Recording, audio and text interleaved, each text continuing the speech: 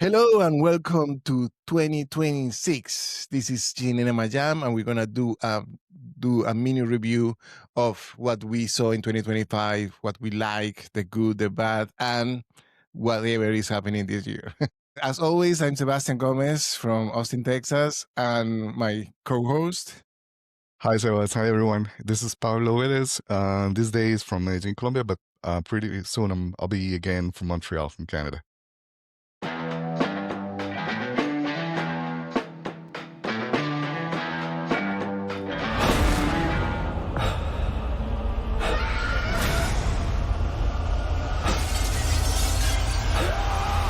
At 17 in the morning, every kid woke up, got out of bed, walked downstairs, and into the dark. And they never came back.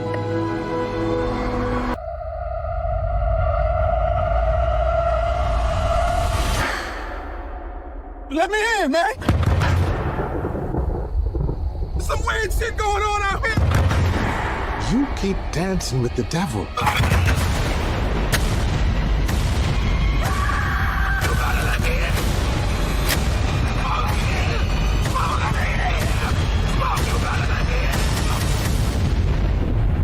One day he's gonna follow you home. Well, I don't know, Paulo, if you agree with me, but I think 2025 was a special year in the box office. I mean, if we're gonna talk about other things, maybe not so much, but at least what we saw in the screen was pretty wild, and I really enjoyed many of the movies we saw, not only in the podcast but also outside. So let's talk outside the podcast for a minute, and then we will go into what we like and we didn't like about the movies we saw in the podcast.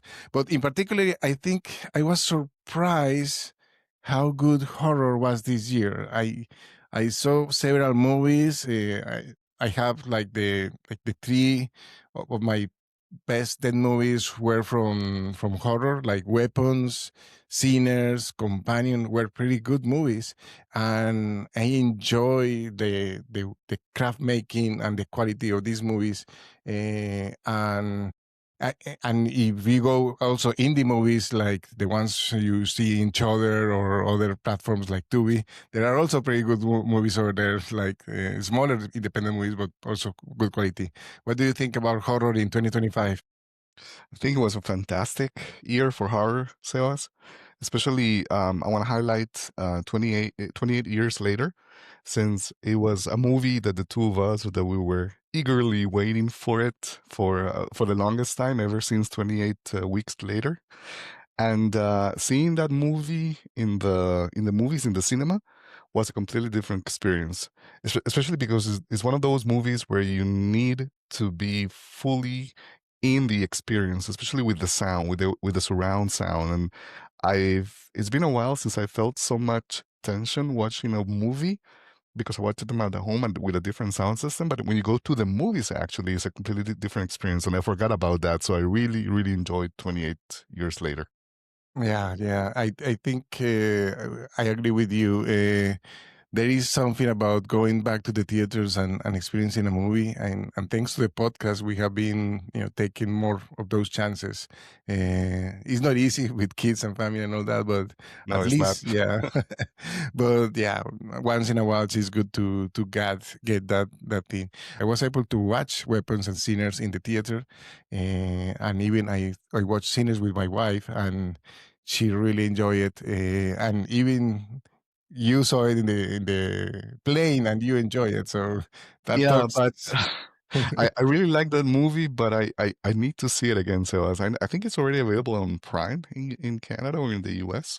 I Yes, need to. actually this week. Yeah. Yeah, so I'm gonna watch it again once I get back, because it didn't do justice. The sound system on plane, it's never like that good.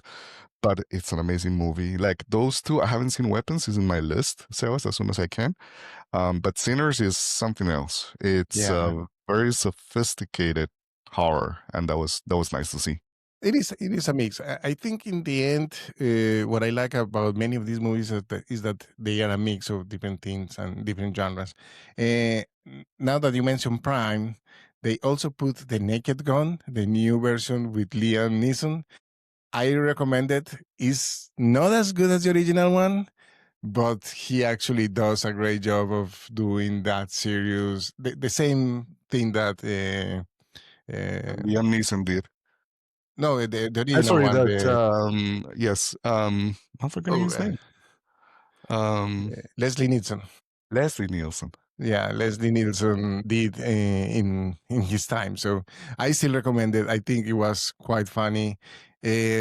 Regretfully, I mean, if we're talking about movies that are going back to the 80s type of comedy, this is Spinal Tap Sec 2. I also watch it. It's not as good as the first one. Ironically, bloopers reel at the end was the best part of the movie. And that actually made me a little bit sad. The best jokes were in the blooper reel. And like, oh man, okay. But it's still enjoyable. You know, that was the last movie that Rob Reiner made, and it's still a sad note on that regard because we lost actually some great actors this year. We did a series on Gene Hackman, Val Kilmer, and Rob Reiner, and we talk about other losses during this year. So, yeah.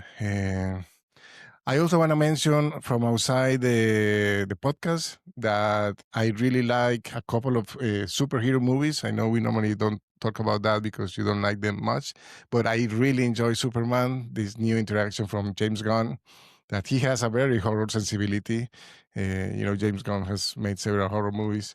And Thunderbolts also had a horror sensibility in his movie that I really enjoyed. Although I'm not going to say, okay, it's not like, at least it brought some fresh air to a genre, the superhero genre that was basically dying, that it was getting so boring. I really like that some Superman and Thunderbolts at least try to bring something new and make it a little bit fresher. And Predator Badlands was an also interesting experience because it's another franchise that was almost dying. And this year we got Predator Killer of Killers, the animated movie in Hulu or in Disney Plus, I think in Canada. And then the November movie Predator Badlands. And it also brought a fresh air to the series, to the franchise, because it was a franchise basically. The last movie was terrible. And at least we were getting something different. It was very tonal, different from the original ones. It's less horror, more adventure, closer to Star Wars, but it was still a good version of what Predator can be and a whole universe. And I also want to mention in the TV realm, Aliens Earth. Some people were very disappointed about the ending. I actually liked the ending. It was a horror alien movie for 8 episodes. There was actually a very similar, like kind of almost like a remake of the first movie. In one of the episodes was like a flashback, and it was basically like a remake of the first movie. And it was very well done. I really enjoyed what was happening and the themes that they were capturing about corporate greed and corporations and how everything they do it basically for money or for control. So very, very on topic of last year. So I really recommend Alien Earth. I think it was a better TV series than people were talking about. And the best movie for the year for me was One Battle After Another. The less I talk about it, the best you go into the movie without knowing. Do you have any favorite movies that wasn't in the podcast, Pablo? Like your favorite 2025 movies or series or Actually, TV series? I have a couple. As we were talking about the TV series, the Alien Earth, which is actually my list. I need to catch up. I really enjoyed Midnight Mass on Was Netflix excellent. from Mike Flanagan. I think it's about 10 episodes, no, seven episodes, an hour and 20 minutes each. I mean, it's pretty long, but it's amazing. It's one of those series that really captures you, the atmosphere. Mike Flanagan does an amazing job setting up, building up this horror setting environment, and then taking you for a ride and doing different twists. We won't talk about it. It's not the intent, but it's a really good movie. Sorry, a really good series on Netflix. And then the movie that surprised me the most this year was actually this horror movie that I recommended in one of our episodes, Sebas, but we didn't get the chance to talk about it. And when I recommended it, I hadn't actually seen it, but I saw the it. one that recommended by your friend, right? Yes, yeah, yeah. So I've been telling Sebas offline, and this is for our listeners and viewers. There is inside the news. yeah, there's an amazing site called Moria Film Reviews from Richard Shriep. He's a guy from New Zealand who lives in Vancouver, and he does all these reviews about movies on different genres. And one of them was a movie called The Harbinger. It's from 2022, so it's a movie that came straight out of the pandemic, and is a movie around the pandemic, but with a demon that kind of possesses people in a way in their nightmares, and eventually erases them from existence. It's a really, really bleak movie. It's very sad, but it's actually the most sophisticated horror movie I've seen in a long time. So you can find it in Tubi. It's available in Tubi in Canada, so I guess in the US it might be as well. Or I think you can also find it in Shudder. Harbinger. I remember you mentioned it. Yeah, I have to look it up in Tubi. Yeah, I finally got around to see it, Sebas, and I was really floored. I was amazed. Okay, okay. Let's review the podcast now. Let's focus on the podcast. Normally, we ask these questions at the as a recap of the month, but we're gonna do it for the year. So we saw more than 55 movies. I was counting as well. we saw a lot of movies this year. Yeah, sorry, last year, 2025. Yeah, 2025. I'm actually missing some in the list, but yeah, at least 55. What was your and we saw several genres. Let's mention the genres we did cosmic horror, we did serial killers, we did Gene Hackman, Val Kilmer, neo noir. Neo noir and film noir. We did the two. And film noir. Yes, we did. Well, sci-fi noir was the one that we did in June, I think. No, July. In June, we did the zombies one. We did clowns. We did the mockumentaries, horror mockumentaries. Our unmissable, underappreciated sequels, and the holidays part 2. Okay.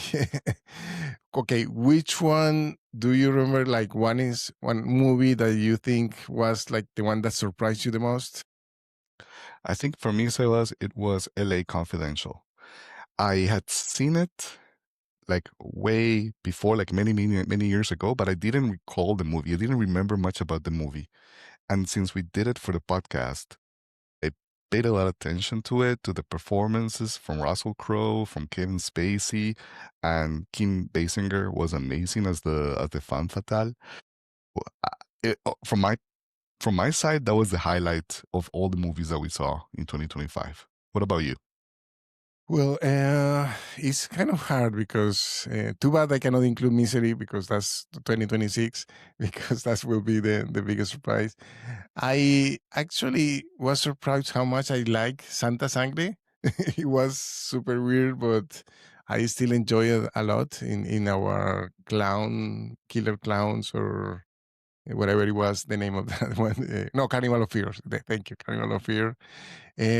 But I also love the Mississippi Burning. That I was movie I also never saw from G. Hackman, and wow, I I was also I also wanted to mention that one. So I was specifically liked the chemistry that you could see on screen between him and Frances McDormand. Yeah, McDormand, exactly, and she was amazing in that movie. You told me that in the other movie that she made Blood Simple, that she also had like this presence that was very outstanding in the movie, but I didn't get that as much as I did from Mississippi Burning. There's something about their relation that just clicked. It was really, really good. it was pretty good. Yeah, I remember that movie a lot, and like it was definitely like an older Gene Hackman, but he was so good in that movie. There is like something that this your major deception, like something that really I think my biggest deception was maybe there were a couple of movies. There were a couple of movies that I didn't really enjoy. Yeah, I won't say it's a big deception, but it's more like movies that I wanted to enjoy, but I didn't. Get Shorty and Kiss Kiss Bang Bang. Those were two movies that I don't know. They did not match the quality of what we saw before when we did the different cycles. And maybe in terms of the expectation that I had, What We Do in the Shadows, Sebas. I think you recommended that movie very much to me, and I was expecting something like more sophisticated in terms of comedy, and I don't know, it felt flat on my side, to be honest. I have to say that What We Do in the Shadows, even if I proposed it at the time, I was expecting it a little bit more. I had a better recollection of the movie, that it was better than I expected. And some of the humor fell flat, especially around Taika Waititi. We mentioned that the other Yes. guys were so good, and he just felt off tone. It wasn't like in the same movie. I don't know. It was weird. Although there were some very good parts, but I still miss it. I still understand what you mean by that. In my case, I will say that, to be honest, I was expecting a little bit more of both Angel Heart and Devil in a Blue Dress. I have heard so much good things about those movies. They were good. Both of them were pretty good.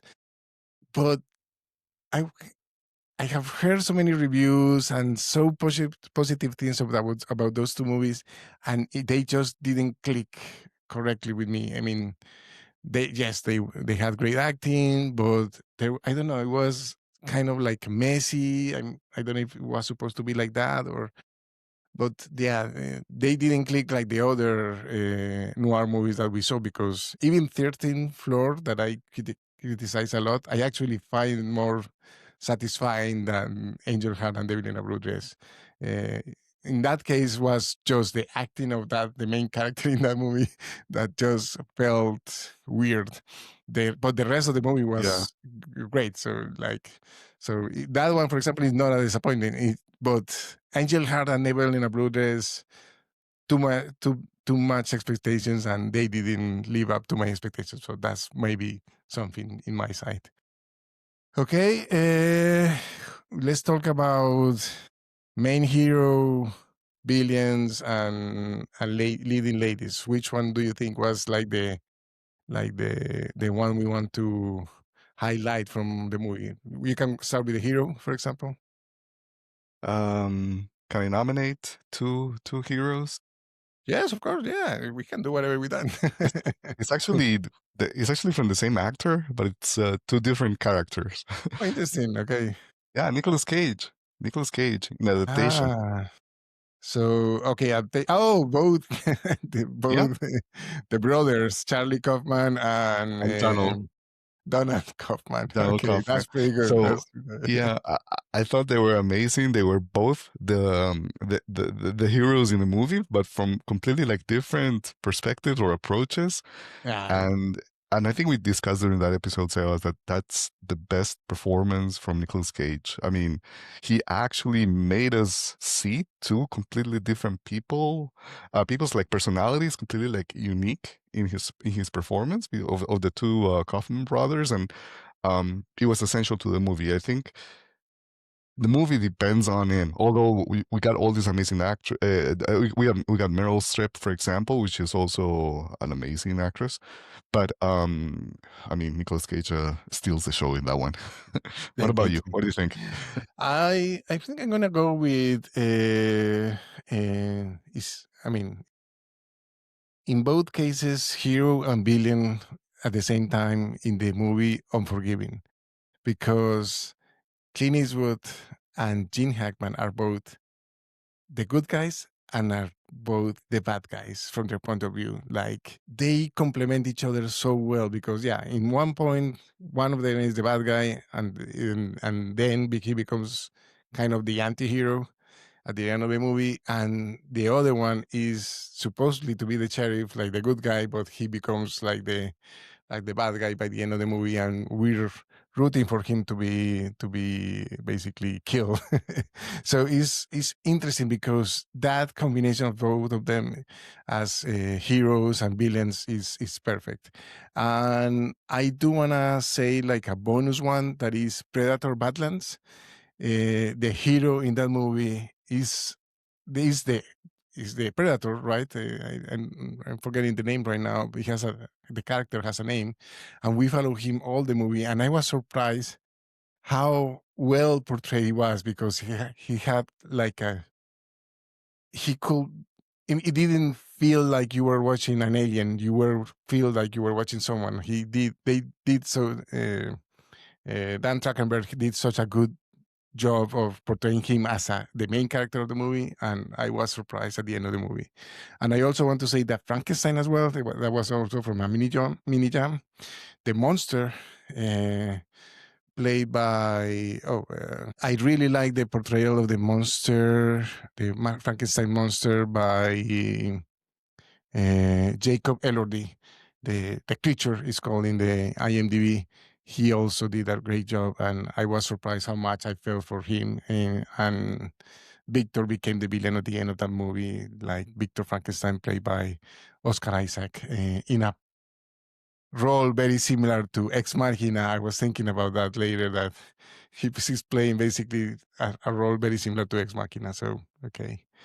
And leading ladies or femme fatales, if you want to. I mean, we can do either of them, either Just or before, both. just before we move on, in terms of the best villain, because just to mention it, Yeah, right. Yeah, yeah, on my side, I think I'll stay with Art the Clown from Terrifier. that's good. That's good. I mean, he's Yeah, definitely a force of nature, I guess. yes, he is. I don't say a villain because we don't get much of his inner workings. I mean, why is he doing what he's doing? But I guess as a force of nature, he's very good. Well, I mean, if you watch the next movies, especially like Terrifier 2, I haven't seen the third one. I need to see it. All right. There's more background to Art the Clown, but it's I think it's the scariest one, I guess, villain wise in the list. Okay, that's a good point. Yeah. When it comes to femme fatale or leading lady, I have a few shows that I want to talk about. So we mentioned L.A. Confidential, Kim Basinger Yes. as the femme fatale, and I mean she was amazing. We also mentioned Frances McDormand, especially in Mississippi Burning, but she wasn't really like a leading lady; was more like a supporting actress. I do want to bring up the actress called Bria Grant in the movie After Midnight, the one about Okay. Yeah. the couple living in that house in rural Florida. So remember that we talked about her performance and especially like the conversation that they have when there's like that single take for about 10, 12 minutes and they have like this relationship conversation in the middle of a horror movie. And I think she brought in a performance in that movie that elevates the entire experience that we had in it. So I would nominate those three, or I would bring up those three: Bria Grant, Kim Basinger, and Frances McDormand. On my side, I think I will go with Frances McDormand in both Mississippi Burning and Blood Simple. I think she actually did a good job. Well, in she's supposed to be more like a secondary character, I agree, in Mississippi Burning, but she's still the main lady. I mean, she's very important to the what Gene Hackman does in that movie. So I still appreciate it. And I also like a lot Ana de Armas in Knives Out. I know you didn't like it as much, but I really like that humor and that she was doing there, or at least trying to deceive. Uh, uh, oh. I forgot his name. What is blank? Daniel Craig. Yeah, Daniel Craig. Yeah, but D1 blank. What's his name? LeBlanc, the LeBlanc inspector. Blanc. Yeah. How do you pronounce it? Benoit Blanc. Okay, yeah. Benoit. Trying to deceive Benoit Blanc in that movie, and I really like it. I mean, she was innocent enough and silly enough, and trying to be a little bit manipulative enough. It wasn't like a bad, like femme fatale, but it was a leading lady that I really like. And that movie will fell off the click really fast if she hadn't a good actress in that role. Actually, I didn't mention Wake Up Dead Man, the latest Knives Out movie in Netflix. The main the main actor in that one, portrayed by Josh O'Connor, is the best one of all the Knives Out movies. So I just wanted to mention him from a different movie. Okay, yeah. And any other character actor, like a supporting actor that you want to mention, maybe that you like? Yes. Mercedes Rule as Anna Napolitano in The Fisher King. Yes. Too bad we didn't get that much from her in later roles. Yeah. Yeah. That's is an amazing performance and unexpected as what we discussed in the last episode when we talked about Misery and Kathy Bates. It's kind of like the same, like, where is this person coming from? Like, who's this? And she was in a movie with Jeff Bridges and Robin Williams, and both Bridges and especially Robin Williams. They were owning the show, but when in every single scene that she was in, she was outstanding. She was amazing. I think she was the best supporting actress or actor in all the movies that we saw in 2025. Yeah, I know. I agree. It was actually one of the surprises now that you mentioned it. Yeah, seeing her, Mercedes Rule, in that role, it was one of the best surprises and deserved her Oscar definitely. Okay, I think that's the questions we have. Is there any expectations for 2026? Like any genre that you want to explore that we haven't talked about, or do you want to come back and continue doing like a month dedicated to the same genre? Have you thought about it? Yeah, I mean, there's one genre that I think we'll be doing on a regular basis, which is the one about either cosmic horror or kind of like folk horror. Like Yes, those. I like that. Yeah. Yeah, I think we touched a little on that at the beginning of 2025 when we went over The Ritual, The Thing, and Annihilation, and also later on when we talked about these other movies. In 2024, we did the regional or horror from the world. I think that's what Yes, you mentioned. exactly. Yes, That's the one that I was. Yes. When we watched, for example, A Dark Song, that we both thought that it was a a good movie. So Yeah, that the would. actual, and I'm trying to remember the Argentina one as well. It was so good. Oh yeah, where evil lurks. Evil. So that would be for me something, Sebas, that I would like to do again. Kind of like doing maybe like a double click on the folk horror genre and identifying some additional movies. I saw some movies on my own this year about folk, and I have a few to recommend for 2026. What about you? I'm very excited. I was actually thinking about the same. The like horror from the world. I really like to explore that.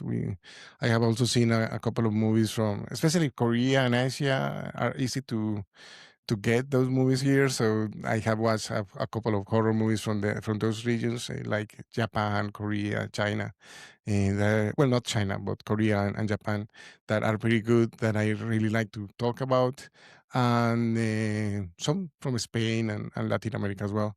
And I also want to talk about movies in Spanish, like dedicate a month to movies in Spanish. We were thinking about doing it actually in January this month, but we decided to go with the Grand Reserve of horror movies that we're watching this month.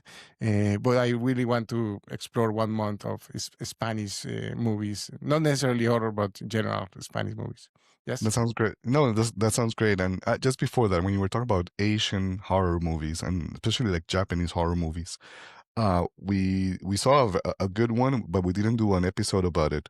Cut of the Dead. Remember that that Oh, that, sh- yeah. that should be one that we should talk about. And I wanted to ask you, Sebas, have you seen Audition? I haven't actually. It's Okay, cool. one of those that I have in my list. Yeah. So when we do the Asian horror movie cycle, that's gonna be there. And the good thing is that we have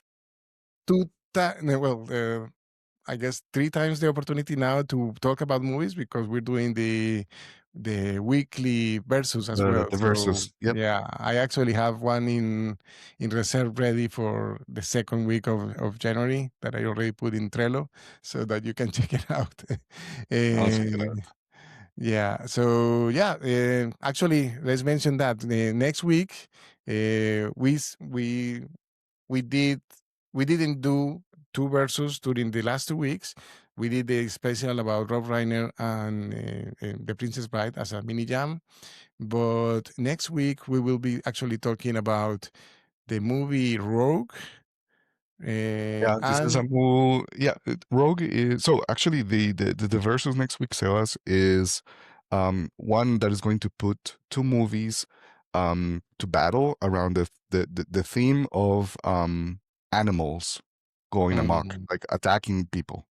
And we're going to be putting Rogue, a movie from Australia, 2007, directed by Greg McLean, the same guy from Wolf Creek, the one about the serial killer in the outback in Australia. We're gonna make it. We're gonna put it to battle even Spielberg's Jaws from 1977, if I'm not mistaken. 1975. Oh, 75. There you go. 50 years. 50 years. Yeah. The It's gonna be a fun 50-year one. classic. Yeah. The week after that, I'm actually going to mention that already. We're going to be talking about Hard Target, Van Damme, I guess the Okay. Manhunt movie, and The Hunt will be the second versus that we're going to be talking about this month. So everyone, thank you for your time. Please subscribe and like this podcast. This helps us getting more viewers. Share it with your friends as well, and you can look for us in other social media platforms like Facebook, Instagram, and YouTube with the hashtag CinemaJamPod. Okay, until next time, keep jamming about movies. Thanks, everyone. Till next time.